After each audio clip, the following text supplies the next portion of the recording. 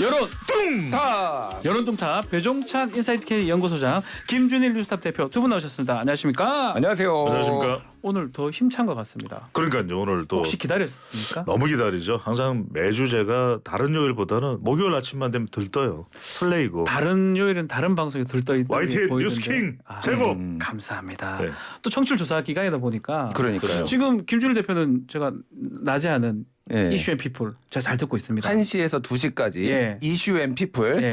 전화 오면 꼭 답변해 주십시오. 아니 이 소중한 시간에 다른 프로그램 홍보를 아니 뭐 뉴스킹도 같이 YTN 예. 라디오니까요. 아, 예, 같이 그래요. 청취율 조사 응답을 좀 해주시고요. 예스, 탑 힌트를 뉴스. 드리면 02로 전화가 옵니다. 예. 여론조사랑 비슷해서 25 뭐 00 뭐 이런 비슷하대요. 전화 맞습니다. 그게 받으셔서. 이제 예. 오는데 빨리 좀 답을 해주셔야 돼요. 그래서 네. YTN 박지훈, 네. 뉴스킹 박지훈, 박지훈 YTN 다 가능합니다. 네. 네, 자 단문 50원, 장문 100원. 샵 0945로 뉴스킹 응원글 보내주시면 저희가 커피 쿠폰을 보내드리겠습니다. 응원글 부탁드리겠습니다. 자 지지율부터 먼저 보죠. 예. 소폭 올랐던 것 같긴 한데 예. 20% 아니면 30%그 사이 같습니다. 이게 네. 대북 효과가 없었다, 미비했다 이렇게 봐야 되는 겁니까? 분석 좀 해주십시오. 전혀 없었다고 할 수는 없겠죠. 네. 그래서 미사일 발사에 대한 위기 의식이 영향을 주면서 네. 대통령의 안보 보수 지지층들이 결집을 살짝 합니다. RN서치가 뉴스핌의 의뢰를 받아서 지난 15일부터 17일까지 실시한 조사입니다. 오늘 소개해드린 모든 조사는 중앙선거여론조사 심의위원회 홈페이지에서 확인 가능합니다. 윤석열 대통령 국정수행에 대해 어떻게 평가하는지 물어봤는데 긍정 34.7%, 부정 63%로 나타났습니다. 그러니까 예. 직전 조사 비교해 보면 긍정은 올라가고 부정은 내려왔거든요. 예. 그러니까 이게 근데 왜 더 많이 안 올라갔을까? 또 어떤 조사에는 지지율이 좀 내려온 것도 있거든요. 그렇기 때문에 이게 뭐 다른 것보다는 이 이유죠. 북한 미사일로 결집을 했는데 지지율 올라가는데 올라갈라 하는데 이게 말폭탄이 터졌잖아요. 김문수 위원장과 정진석 비대위원장의 발언이 상당히 좀 민감하게 영향을 준 것으로 보입니다. 특히 주목하는 것이 한국리서치가 네. KBS 창원, MBC 경남 경남 쪽입니까 이거는? 그렇습니다. 네. 이 경남 도민을 대상으로 한 조사입니다. 지난 14일부터 16일까지 예. 실시한 조사인데요. 윤석열 대통령 긍정평가 33.7%, 아하. PK입니다. 예. 경남입니다. 잘 못하고 있다는 부정평가는 61%로 나타났는데요. 예. 자 이게 뭐 무슨 의미를 해석을 해야지 무슨 의미로 해석을 해야지 이게 생각하실 수 있는데 네. 지난 5월 19일부터 21일까지 실시를 했던 조사가 있습니다. 지방선거 직후 뭐 직전 그때네요. 지방선거 전입니다. 직전이네요. 그리고 대통령의 취임 직후인데 취임 직후. 예, 이때와 비교를 해보면 긍정은 자 경남에서 예. 25% 이번 조사 결과 25%가 하락을 했고 부정평가는 무려 40% 가까운 38%가 올라갔습니다. 그만큼 지난 여러 달 동안 5, 6개월 동안 이 경남 지역의 지형이 상당히 변한 결과로 나타났습니다. PK 지역도 그렇다. 이게 보여주는 결과 같습니다. 네. 네. 일단 뭐 대북 효과 말씀하셨잖아요. 네. 자 예를 들어볼게요. 대만 아하. 중국이 포위해서 맨날 포 쏘고 예. 막 난리잖아요. 고 네. 전쟁 날 것 같잖아요. 네. 대만 사람들 아무도 신경 안 씁니다. 밥 다 잘 먹고요. 술 다 잘 먹고 잘 놀아요. 왜냐? 맨날 그러니까. 반복되니까. 맨날 예, 그러니까. 예, 예. 한국도 그래요. 자, 카카오톡 대란, 불통 대란과 북한의 포, 백발 그거와 둘 중에 어느 게 사람들이 더 많이 알고 더 영향을 받았을까요?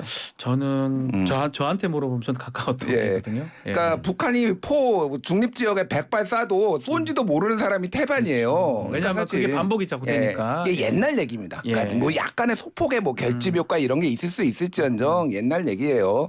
그래서 지금 뭐 이거를 가지고는 뭐 지지율 반등을 꾀하기는 어렵다. 그리고 뭐 이거를 뭐 윤석열 정부가 뭐 만들어서 하는 것도 아니잖아요. 그렇죠, 사실 그렇죠. 대외 변수인 예. 거고 지역 민심 좀 말씀을 드리면은 예. 제가 뭐 개인적인 일인데 정기적으로 예전에 미국에서 이제 제가 공부를 박사를 할 때 같이 공부했던 분들이 다 지금 교수를 하고 있어요. 네. 한 명은 부산, 한 명은 대구, 한 명은 아유. 광주에서 교수를 하고 있어요. 몰랐습니다. 예. 그래서 가끔 만나요. 아하. 한 반년에 한 번씩 만나요. 제가 지난주 토요일에 다 아하. 만나서 술을 한잔 했거든요. 예. 그러면서 이제 지역 민심에다 들어봤어요. 오. 부산 여기 경남이지만 이제 범 이제 PK 예. 얘기를 들어보면은 갈팡질팡하고 있다. 아하. 이 정확하게 이런 얘기를 하더라고요. 예. 갈팡질팡하고 있다. 갈팡질팡. 예. 그러니까 민주당도 싫은데 국민의힘은 꼴 보기 싫고 그러다 보니까 어디를 어떻게 해야 될지 모르겠다. PK 정민심 그래서 좋다.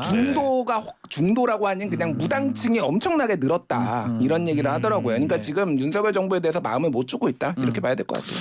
PK 지역 그렇다. 예. 마음을 못 잡으시는 분들은 YTN 뉴스킹으로 오시면 되고요. 네. 자, 근데 이게 다른 이유보다는 역시 사람의 문제. 그 얘기를 좀 물어볼게요. 네네. 지금 경산노위원장으로서 김문수 그렇죠. 전 지사 네. 또 그리고 이은재 지금 전 의원이 사퇴하세요. 예, 이사장으로 왔죠. 네. 그 부분이 이것도 인사라고 봐야 되잖아요. 그렇죠. 그래서 이게 영향이 있는 겁니까? 대통령의 전문성에 좀 부합되는 인물이라면 지지율이 더 올라갈 겁니다. 이제 네. 대중들이 평가하는 것이 바로 이제 여론조사. 앞서 이제 우리 김준일 대표께서 또 친구들의 만남을 또 이야기하셨는데 네. 또 이현재 전문 건설 공제조합 이사장 이게 전문성이라는 게 건설 관련해서 그래도 뭐 조금이라도 있어야 되지 않겠습니까? 네. 물론 뭐 어느 정도의 전문성이 있는지는 또 확인을 해볼 필요가 조건 있는지 확인해봐야 어떤지는 될것 모르겠습니다만은 같은데요. 네. 그 외에도 김문수 위원장의 이 발언은 경사노위가 작동하겠느냐, 경사노위위원회가 거의 무방비 상태가 되는 거 아니냐 이런 얘기하는데 최근에 그래서 김종인 박사의 이 발언이 상당히 의미심장합니다. 네. 어떤 이야기를 했냐면은 윤석열 정부 뚜렷한 비전 제시 못해서 지지층이 이탈한다. 근데 이 이야기가 어떤 이야기냐면 한국갤럽이 매주 이제 금요일 발표를 하는데 내일 이제 발표를 할 겁니다. 네. 이 한국갤럽 조사도 상당히 중요합니다. 내일 과연 어떤 결과가 나올지 지금 뭐 이재명 대표 관련된 수사나 이런 것들이 또 정당 지지율에 미칠 수 있는 영향, 대통령 주변 인사들의 또 발언 문제 이 부분도 상당히 이제 영향을 줄 텐데 지난 11일, 13일 자체 조사 결과를 보면은 네. 보수층에서도 윤석열 대통령이 잘못하고 있다가 40%, 중도층에서는 무려 66%입니다. 바로 이 이야기를 하고 있는 거죠. 중도층이 빠진 그렇죠. 거, 예, 그러니까 많이 좀 빠진 거. 인사를 예. 잘 하게 되면은 더 많은 지지를 받을 수 있을 텐데 정당 지지율도 보면은 한국갤럽입니다. 11일부터 13일까지의 조사 결과인데요. 중도층에서 더불어민주당이 35%, 아, 국민의힘이 25%. 근데 선뜻 우리 청취자분들이 잘 이해가 안 될 수도 있어요. 그냥 네. 중도에 서 있는 분들이 보시기에는 어쩌냐면 대선이 이겼죠. 지방선거 이겼죠. 지방선거 이겼죠. 네. 그런데 지지율은 오히려 더불어민주당이 앞선다. 이걸 과연 어떻게 해석을 해야 될까라는 고민이 있을 수밖에 없는 그게 비전 제시 이 김종인 박사 위원장님 얘기하고 비슷한 것 같은데 그렇죠. 네. 지금 가장 눈에 띄는 부분 중에 하나가 뭐 보수도 보수지만 중도층이 친구들 얘기도 비슷한 것 같아요. 그 중도층이 이탈하고 있는 것 같아요. 뭐 갈피를 못 잡는다고 표현을 했었지만 네. 그게 지금 여론조사에 좀 반영이 되는 것 같습니다. 그렇죠. 이탈한 지는 꽤 됐죠 네. 이미. 꽤 네. 됐는데 뭐 국민의힘이나 정부 쪽에 돌아가질 않고 있다. 그러니까 돌아갈 만한 유인이 없는 거예요. 유인책이 없다. 예. 그러니까 예. 지금 제가 경제 얘기를 지금 짧게 하면은 네. 올해 들어서 30대 그룹의 주가 시가총액이 307조가 증발을 했습니다. 떨어져가지고. 그러면 주식 투자한 분들은 지금 네. 물론 이게 그러니까 뭐 하나죠. 근데 이제 윤석열 정부의 모든 거를 책임을 지울 수는 없어요. 대세가 그렇죠. 세계 경제가 그러니까. 근데 이거에 대해서 뭔가 뚜렷한 대책이 있느냐 뭐 이런 것도 없어요. 지금 지방 건설사들 부도 직전이거든요. 네. 조만간 막 부도 날 거예요. 지금 뭐 기사가 막 나오고 있어요. 뭐 충남에 6위권 부도 지금 부도 임박했네. 그리고 지금 그 금융권이 그래서 대출을 조이기 시작합니다. 네. 신협이 어제부로 아파트 중도금 대출 연말까지 중단해요. 지금 무슨 얘기냐면은 아, 지금 대출해 주면은 이거 다 부실화될 가능성 높다 그래가지고 막 금융권 돈줄 재고 있거든요. 막 이런 것들이 막 이어지고 있고 뭐 강원도에 있는 레고랜드 지금 채무 불이행하면서 지금 뭐 난리 났거든요. 맞습니다. 그쪽에 막 예. 그러니까 막 이런 것들이 해결이 안 되고 뭐 다른 걸로 뭐 소위 말해서 깔짝깔짝 대봤자 안 되는 거예요. 그러니까 근본적인 거는 어떤 민생 관련된 그 부분이 해결돼야 된다는 말씀이네요. 그러니까 최소한 비전과 이런 아하. 거를 보여줘야 되는데 지금 추경호 경제부총리 등등을 해가지고 뭔가 어떤 방향성 제시 경제에 있어서 아하. 이거 보여주고 있느냐 뭔가 맨날 자료도 내고 그러는데 발표는 하는 것 같은데요. 네, 사람들한테 와닿지가 않는 거예요. 그러니까 정말로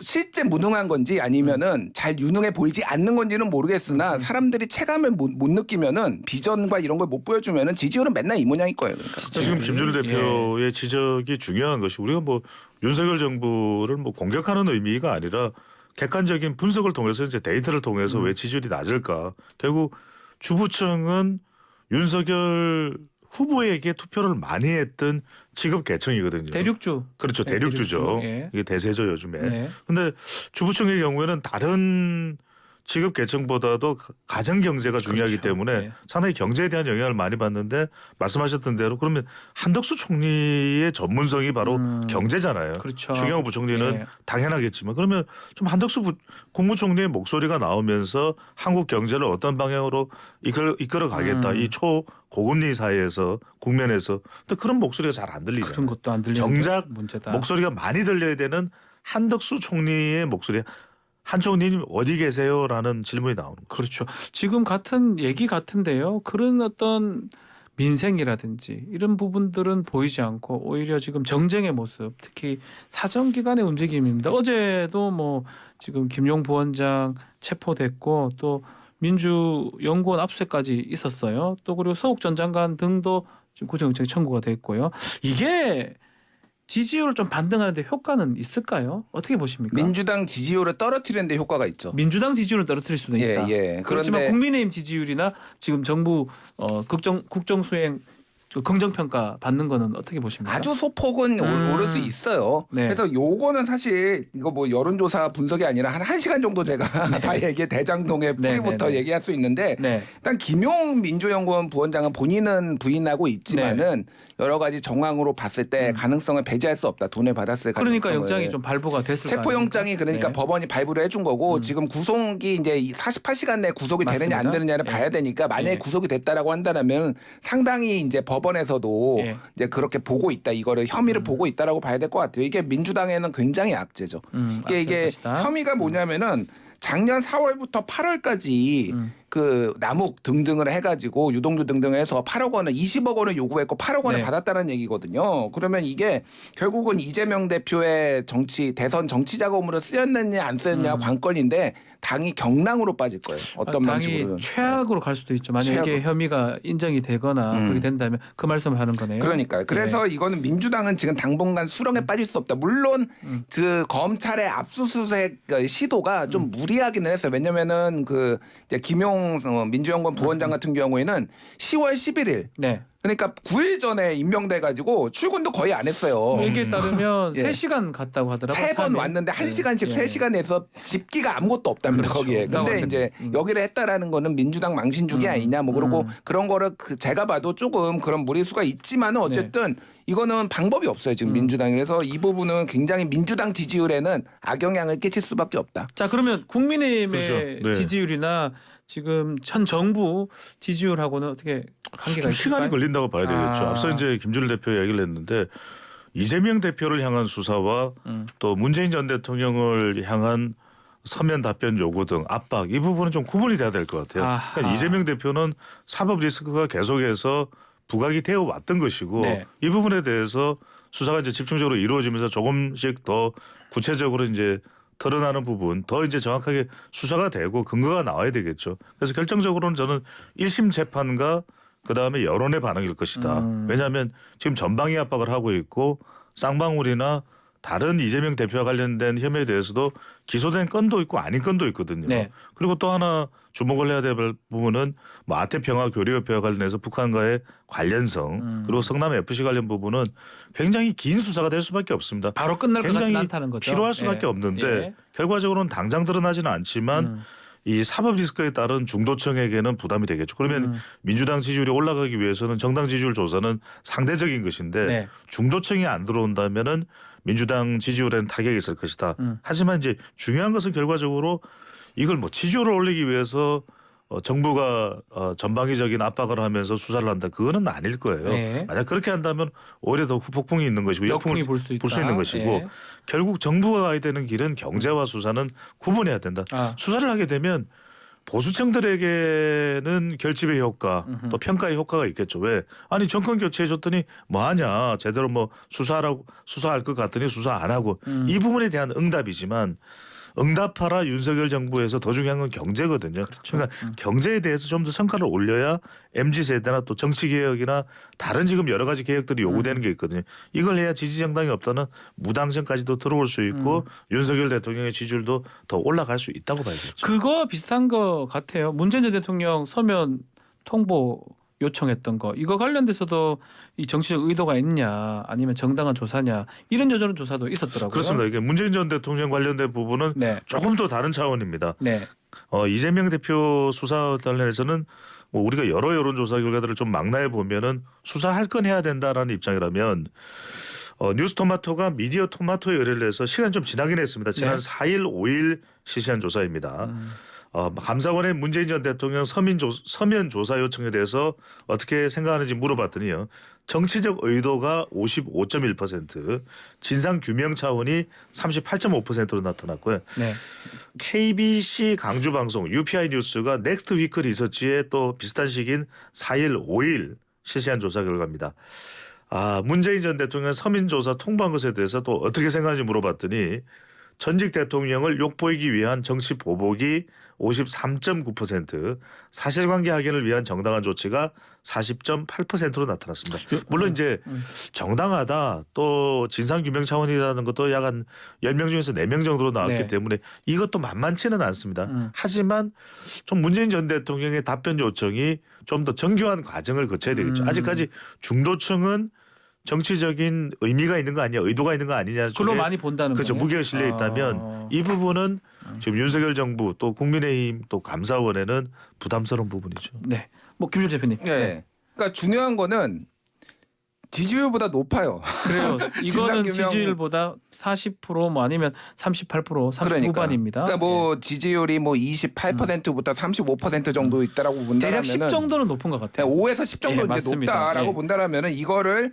정략적인 차원이라면 할 만한 이유가 있는 거죠. 그러니까 그러네요. 예. 그렇게 볼 수 있네요. 그렇게 이제 볼 수 있는데 네. 뭐 이제 좀 정교해야 될 것 같아요. 그런 네. 부분 아까 말씀하셨지만. 예.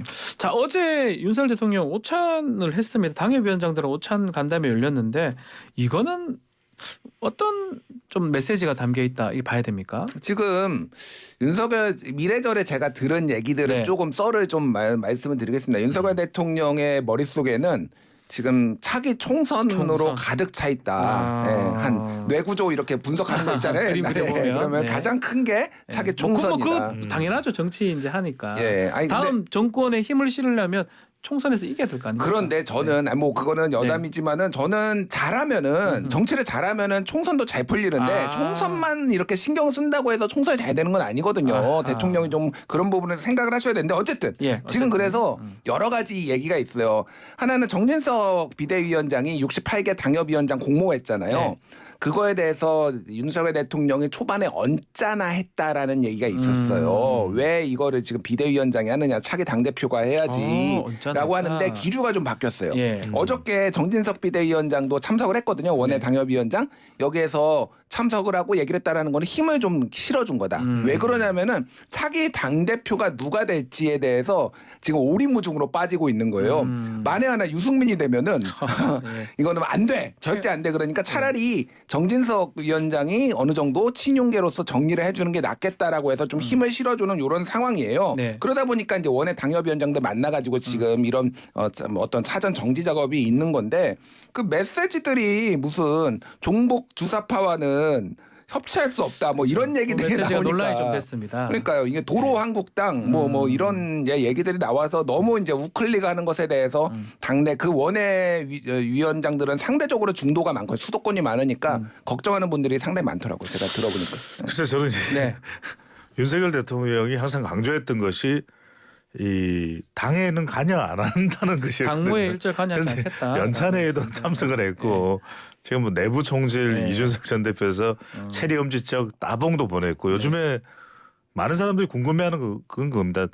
따봉 하나는 누가 받은지 아는데 네. 저도 2개는 어디로 갔느냐. 2개 받은 사람도 있지 않겠느냐. 네, 네. 근데 이게 그렇게 되면은 결국 대통령이 이 원외 당협위원장 모임에도 참석한 이유는 역시 당의 대통령의 의중이 반영된다고 봐야 되겠죠.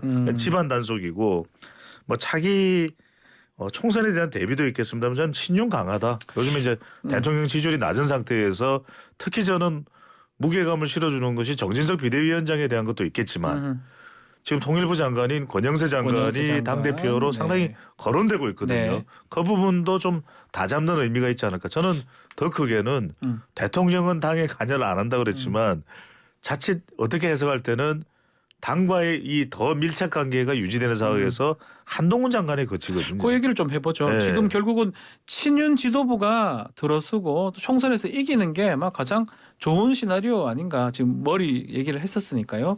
근데 그 중에 눈에 띄는 분이 한동훈 지금 장관인데 어떻게 지금 빅데이터 분석을 좀 한 게 있다면서요. 그렇죠. SNS 빅데이터상 한동훈 장관은 어떤 평이라든지 이런 게 좀 있나요? 그러니까 지금 보수나 국민의힘 지지층에서는 거의 2021년에 윤석열 당시 검찰총장 정도의 버금가는 정도의 인기예요. 예, 인기 이게 뭐 좋다. 정치 예. 성향에 따라서 다른데 네. 더불어민주당 지지층이나 진보층에서는 비호감도가 높죠. 한동훈 장관. 그런데 그런 걸 보면서 윤석열 대통령이 강조하는 게 있죠. 장관은 스타가 돼야 되는데 이 스타를 한 스타로 윤석열 대통령은 보고 있을 수가 한 있는 거죠. 스타를 얘기한 것일 그렇죠. 수 있다. 그러다 보니까 예. 지금 국민의힘의 유상범 의원은 이른바 살짝 흘리기. 총선에 한동훈 장관이 나올 수 있다. 이건 뭐냐면 지금 대통령의 낮은 지지율이니까 당의 또 보수층의 응집력이 약하죠. 이걸 한동훈 카드로 좀 극복해 나가겠다. 이런 의중으로 지지율이 본다면 40% 이상이면 나올 수 있다. 그러니까요. 이렇게 그 이야기가 얘기했습니다. 뭐냐면 윤석열 대통령과 한동훈 장관을 윤한으로 결합을 해버린 것이거든요. 네. 그러니까 이게 이 원외 당협위원장의 모임에 참석한 윤석열 대통령의 또 다른 의미 해석이 되는 거죠. 한동훈 장관이 당권 주자로 거론되는데 그런 부분은 어떻게 보십니까? 일단 그 유상범 의원 네. 얘기부터 하고 40%. 40%가 되면은 한동훈 장관이 출마할 수 있다. 네. 그건 한동훈 안티인가요? 출마 못하게 하는 건가요? 지금 40% 되기가 굉장히 어렵잖아요. 지금 될 수도 있겠죠. 될 수도 있죠. 네, 있겠죠. 그러니까 오히려 그래서 당내에서도 이 발언이 조금 뭐 무리수다라는 얘기를 해요. 나오지 말라 이렇게 들릴 수도 있죠. 그렇게 들릴 수도 있다라는 거고.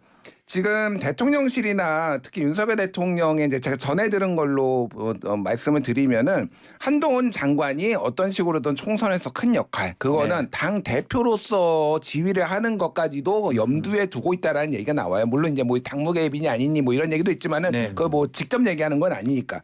그러니까 그런 부분들이 있는데 당에서는 거부감이 상당하다고 합니다. 그러니까 아무리 스타라고 해도 얼굴 간판으로 내세우는 것과 당 대표로 당을 지휘하는 거는 그럼 5선 중진들이 한동훈 얘기를 들어야 되는 거예요. 그러니까 당대표로 모시면서. 물론 뭐 이준석도 모셨으니 뭐 그럴 수도 있겠지만은 그거는 선거에 의해서 뽑힌 거고 그러니까 이게 조금 결이 다르다. 정치 경험이 없는 사람이 하는 거에 대해서 약간 거부감이 있지만은 어떤 식으로든 한동훈을 간판으로 내세워서 바람을 일으켜야 됐다. 그 엘리트 반듯함 뭐 이런 것들에 대해서 활용을 하고 싶은 마음은 굉장히 지금 친윤계에서는 강하다. 이렇게 시간 말씀드립니다. 얼마 안 남았는데 유승민 전 의원이 지금 가장 뜨고 있잖아요. 지금 여론조사 보면. 그럼요. 선거공학적인 접근이라고 볼 수가 있는 거죠. 네. 한동훈 장관을 띄우는 것은 근데 이제 유상범 의원이 뭐 이걸 안티로 그렇게 이야기를 하지는 않을 거예요. 유상범 의원의 동생이 바로 우리가 잘 알고 있는 네가 갈래 하와이. 네가 가라 하와이입니다. 유호성 배우의 또 친형이죠. 네, 친형입니다. 네네. 네. 그래서 그렇지는 않을 것 같고 지금 그래서 뭐 원희룡 장관 차출설 뭐 권영세 장관 차출설 한동훈 장관 뭐 당대표 차출설 나오는데 저는 원희룡 장관과 한동훈 장관은 당대표로 오기는 쉽지 않을 것이다. 그런데 이제 결국 우리가 주목하는 것은 유승민 전 의원인데 그렇죠. 이 당대표 여론조사에서 부각되는 걸 보면 더불어민주당 지지층의 지지가 높아요. 그 이야기는 진보층과 더불어민주당 지지층에서는 지금 차기 당대표 국민의힘 후보로 거론되는 사람들 중에서 누구를 지지하겠어요? 그래도 쓴소리하고 좀 반윤 성격에 가까운 유승민 전 의원을 지지하겠죠. 그러면 결국 국민의힘 지지층에서 지지를 받고 있냐? 그건 또 아니거든요. 네. 압도적인 지지를. 결국 당원 비율이 70%나 되기 때문에 유승민 전 의원이 상당히 역량도 있고 또 그런 경쟁력을 갖춘 인물이면 분명합니다. 대구 경북에. 하지만 이 당원 70%에 비해 뭐 심지어는 벽을 심지어는 된다. 지금 뭐 예. 전당대 룰을 바꿔서 당원 그렇죠. 100%로 하겠다. 유승민 접근 차단론까지 나오고 있는 상황이라서 쉽지는 않을 것 같아요. 알겠습니다. 자, 오늘 여론 뚱탑 여기서 마무리를 하겠습니다. 김준일 대표님 또 배종석 소장님 두 분 감사합니다. 감사합니다. 고맙습니다.